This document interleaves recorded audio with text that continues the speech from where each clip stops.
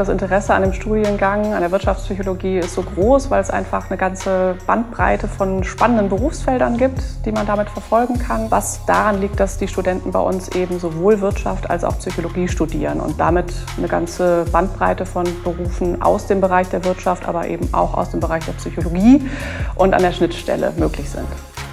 Ich studiere Wirtschaftspsychologie und ich möchte mich damit gerne mit einem Dienstleistungsunternehmen selbstständig machen. Health- und Gesundheitswesen ist ein ganz spannender und sehr stark nachgefragter Bereich in der Wirtschaft, weil wir leider zunehmend Probleme haben mit der Arbeitsfähigkeit von Menschen. Und hier kennen sich Psychologen sehr gut aus, weil sie zum Beispiel wissen, welche Arbeitstätigkeiten gut für den Menschen sind, welche Art von Arbeit motivierend ist. Und Themen im Unternehmen hierzu sind das betriebliche Gesundheitsmanagement, in dem man intern tätig werden kann und Arbeit gestaltet, Mitarbeiterbefragungen macht oder auch Workshops, Trainings veranstaltet, vielleicht zum Thema Stressmanagement-Training, zum Thema Selbstmanagement oder Zeitmanagement.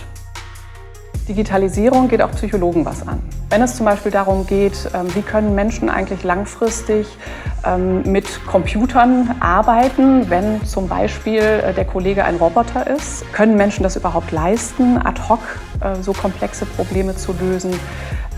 Und wie ist das überhaupt mit der Durchschaubarkeit? Also hier ist das Thema Arbeitsgestaltung und Workdesign eben auch ein wichtiges, das Psychologen mitgestalten können.